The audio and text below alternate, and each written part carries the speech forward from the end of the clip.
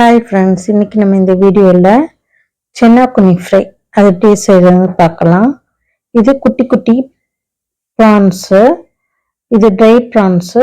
இதை எப்படி செய்யறதுன்னு பார்ப்போம். வாங்க வீடியோக்குள்ளார போகலாம். இதை செய்யறதுக்கு முன்னாடி இந்த சென்னா குனி வாங்கி நல்லா அலசிடுங்க. ஏன்னா இதில் மண் நிறையா இருக்கும். நல்லா அலசிட்டு ஒரு அரை மணி நேரம் ஊற வச்சு எடுத்து வச்சுக்கோங்க. இப்போ இந்த சென்னா குனி வறுவல் செய்யறதுக்கு ஸ்டவ்வில் ஒரு கடாய் வச்சு அதில் ஒரு 2 டேபிள் ஸ்பூன் நல்லெண்ணெய் ஊற்றிக்கிறேன். எண்ணெய் ஊற்றி சூடாகட்டும்.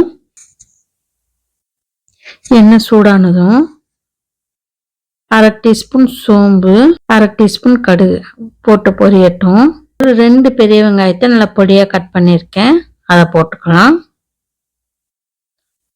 அப்புறம் கொஞ்சம் கறிவேப்பிலை போட்டு வெங்காயம் கறிவேப்பிலை நல்லா வதங்கட்டும். நல்லா வதக்கி விட்டுக்கோங்க.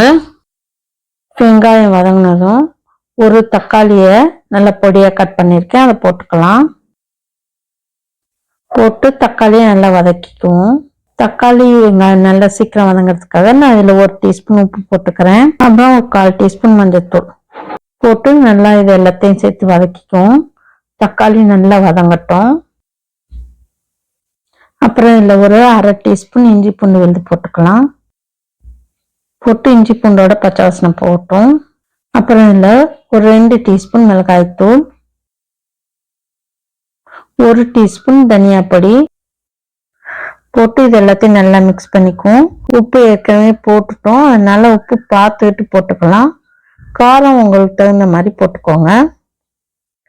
போட்டு இது எல்லாத்தையும் நல்லா மிக்ஸ் பண்ணி விட்டுக்குவோம். மிக்ஸ் பண்ணிட்டு இதில் ஒரு அரை டம்ளர் தண்ணி ஊற்றிக்கலாம்.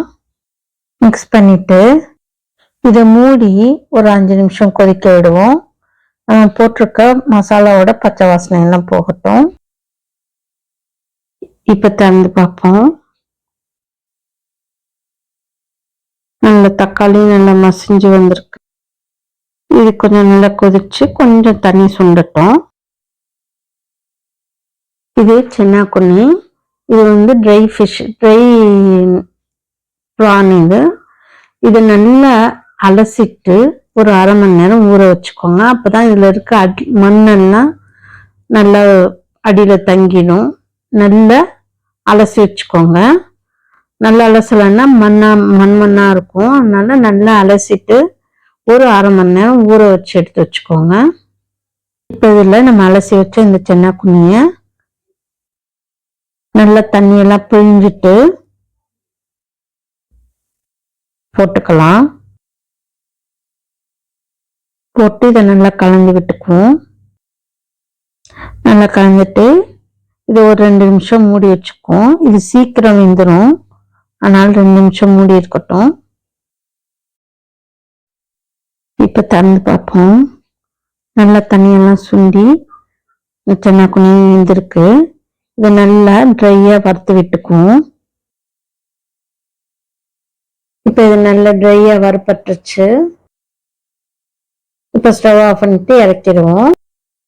இப்போ அருமையான சென்னா குனி ஃப்ரை ரெடி ஆயிடுச்சு. இதை இறக்கியாச்சு. இப்போ இதை ஒரு பவுலுக்கு மாற்றிக்குவோம். இது சாம்பார் சாதம், ரசம் சாதம், தயிர் சாதம் எல்லாத்துக்கும் ஏற்ற சைட் டிஷ்ஷு. இப்போ அருமையான சென்னா குனி ஃப்ரை ரெடி ஆயிடுச்சு. இதை செஞ்சு பாருங்க. செஞ்சு பார்த்துட்டு இந்த வீடியோ பிடிச்சிருந்தா லைக் பண்ணுங்க, கமெண்ட் பண்ணுங்க, ஷேர் பண்ணுங்க. அப்படியே எங்கள் சேனலை சப்ஸ்கிரைப் பண்ணுங்க. மறக்காம பெல் ஐக்கானை கிளிக் பண்ணுங்க. அப்போதான் எங்களோட ஒவ்வொரு வீடியோவும் உங்களுக்கு நோட்டிஃபிகேஷனாக வந்து சேரும். Thank you friends.